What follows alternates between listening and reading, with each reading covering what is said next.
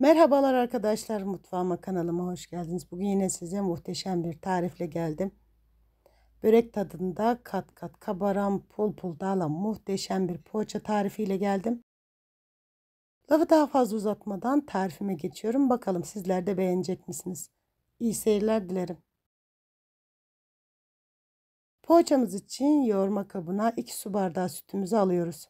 Hamurumuzun daha çabuk mayalanması için sütümüzün ılık olmasına özen gösterelim. Kullanmış olduğum bardak ölçüleri 200 milimlik. Sütümün üzerine bir paket instant maya ve 2 dolu yemek kaşığı toz şekerim ilave ediyorum. Güzelce karıştırıyorum. Üzerini kapatıp 5-6 dakika bekletiyorum mayamın daha çabuk fermente olması için. Vaktiniz varsa mutlaka bu yöntemi deneyin derim arkadaşlar. Şayet vaktiniz yoksa yoğurma işlemine direkt devam edebilirsiniz. Bekletmenize gerek yok. Evet, 5-6 dakika bu şekilde beklettim. Mayam eridi, fermente oldu. Hamuruma kaldığım yerden devam ediyorum. Üzerine bir çay bardağı sıvı yağımı ekledim. Bir adet yumurta beyazı ekliyorum. Sarısını üzeri için ayırdım. Ve toplamda 1,5 tatlı kaşığı tuzumu ilave ediyorum. Unumu azar azar kontrollü bir şekilde ekleyerek yoğurma işlemine başlıyorum. Ben bu tarifim için toplamda 5,5 su bardağı un kullandım. Her zaman söylediğim gibi unumuzun markasından miktarı değişiklik gösterebilir. O yüzden unumuzu azar azar kontrollü bir şekilde eklemeye özen gösterelim. Öncelikle böyle bir spatula ile karıştırdım. Sonrasında hamurum koyulaşınca spatulamı çıkarıp elimle yoğurma işlemine devam ediyorum. Evet, hamurumuzun kıvamı bu şekilde oldu arkadaşlar. Görüyorsunuz, gerçekten çok güzel, çok kaliteli bir hamur oldu. Hamurumuzu ne kadar güzel yoğurursak o kadar güzel sonuçlar alırız. Çay bardağının dibinde kalan sıvı yağımı şöyle üzerine gezdiriyorum.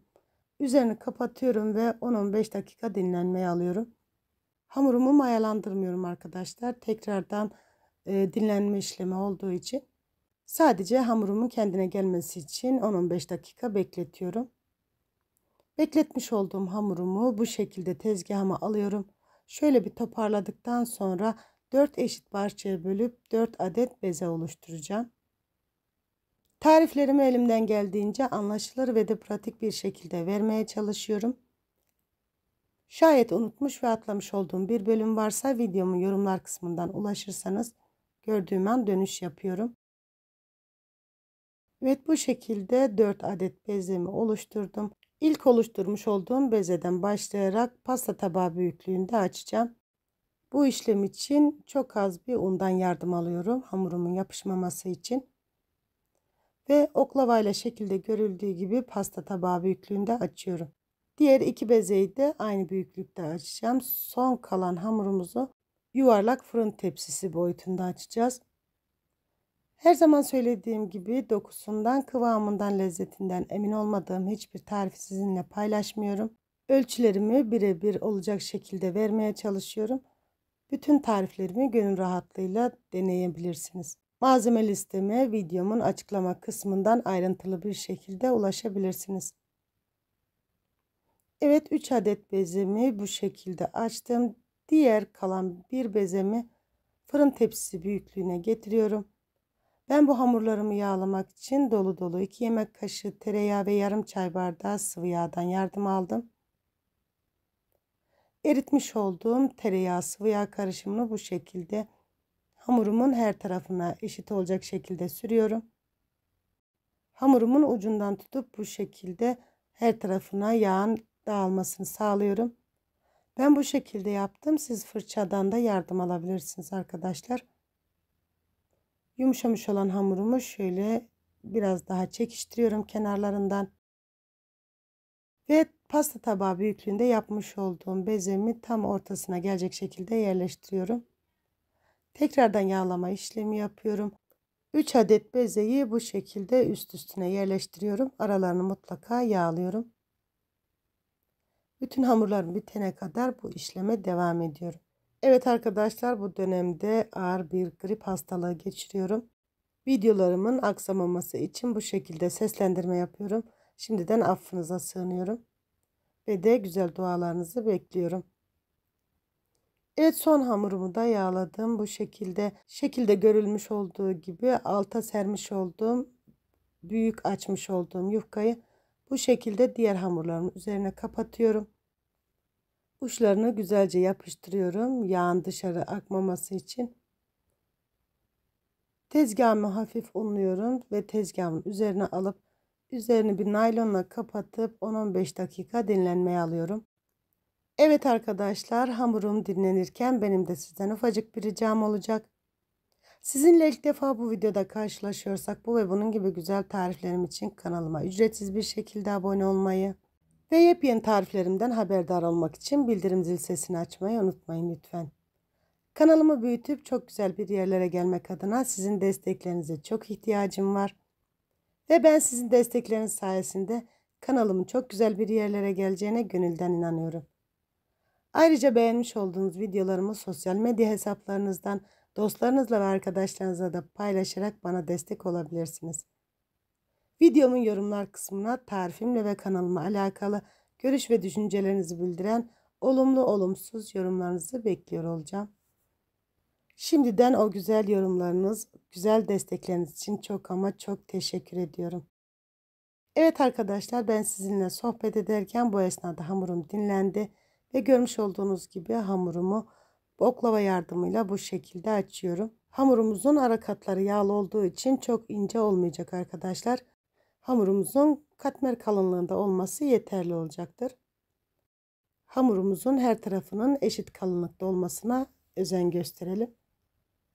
Evet, bu şekilde açmış olduğum hamurumdan kareler oluşturuyorum. Çok başarılı olamamakla beraber ben bu poğaçam için kaşar peynir kullandım arkadaşlar. Siz dilerseniz beyaz peynir de kullanabilirsiniz. Hatta hiçbir şey kullanmayıp boşta yapabilirsiniz. Gerçekten kat kat kabaran, pul pul dağılan muhteşem bir tarif oldu. Ne diyoruz, inşallah dener ve daha güzellerini yaparsınız. Şayet tarifimi denersiniz, videomun yorumlar kısmından görüş ve düşüncelerinizi benimle paylaşırsanız gerçekten çok sevinirim. Evet, kare kare kesmiş olduğum 50 gram kadar peynirimi bu şekilde her kareye yerleştiriyorum. Ve şekilde görüldüğü gibi katlamalar yapıp fırın tepsime alıyorum. Gerçekten lezzetiyle, kıvamıyla, görüntüsüyle inanın bana muhteşem bir tarif oldu. Özel günlerimizi, gün sofralarımızı, özellikle çocuklarımızın beslenme çantalarını süsleyecek harika bir lezzet olduğunu düşünüyorum. Bu poğaçamızı hemen yapıp tüketebileceğiniz gibi bol bol yapıp buzluğa atıp dilediğiniz zaman çıkarıp gönül rahatlığıyla ısıtıp taze yapılmış gibi de tüketebilirsiniz. Son zamanlarda videolarıma eklemiş olduğum yabancı dilden dolayı yurt dışından da izlemeler alıyorum. Beni hangi ülkeden izlediğinizi yorumlar kısmında benimle paylaşırsanız gerçekten çok sevinirim. Evet, bu şekilde poğaçalarımı şekillendirdim. Tepsime alıyorum.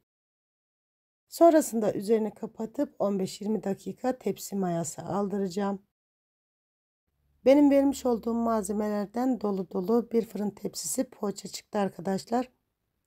Her zaman söylediğim gibi daha fazla ya da daha az yapmak isterseniz malzeme listemizi katlarıyla azaltıp çoğaltabilirsiniz. Gerçekten bol bol yapıp tüketebileceğiniz muhteşem bir tarif oldu. Gün sofralarımızı, özel günlerimizi, özellikle hafta sonu kahvaltı sofralarını süsleyecek harika bir lezzet oldu. Evet, poğaçalarıma 15-20 dakika tepsi mayası aldırdım. Ayırmış olduğum yumurta sarısının üzerine bir tatlı kaşığı kadar sıvı yağ ilavesi yaptım. Ve poğaçalarımın her tarafına gelecek şekilde güzelce sürüyorum. Ben bu poğaçalarımı 200 derece fırında 20 dakikada pişirdim. Her zaman söylediğim gibi fırınımızın marka ve kalitesine göre pişirme süresi uzayıp kısalabilir. O yüzden kontrollü bir şekilde pişirmeye özen gösterelim. Ben poğaçalarıma sadece yumurta sarısı sürdüm arkadaşlar. Siz dilerseniz üzerlerini susam, çörek otu, haşhaşla da süsleyebilirsiniz. Ben bu şekilde yapmayı tercih ettim. Yumurtayı her tarafına güzelce sürüyorum ve 200 derece fırınıma pişmeye gönderiyorum.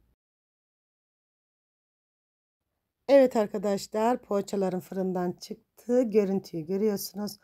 Gerçekten bir lezzet şöleni. Pamuk gibi yumuşacık bir tarif oldu. Evet, poğaçalarımın ilk sıcaklığı geçti. Kıvamını, dokusunu da sizinle paylaşmak istiyorum. Yumuşacık kıvamıyla, iç dolgusuyla yiyenlerin asla vazgeçemeyeceği muhteşem bir tarif oldu. Çok sıcak olmasına rağmen şu şekilde iç dokusunu da sizlerle paylaşmak istiyorum. Siz poğaçalarımın son halini izlerken ben de size veda edeyim. Bir videomun daha sonuna geldim. Yapıp deneyecek olanlara şimdiden afiyet olsun. İzlediğiniz için çok ama çok teşekkür ederim. Yepyeni videolarda görüşmek üzere. Allah'a emanet olun. Hoşça kalın.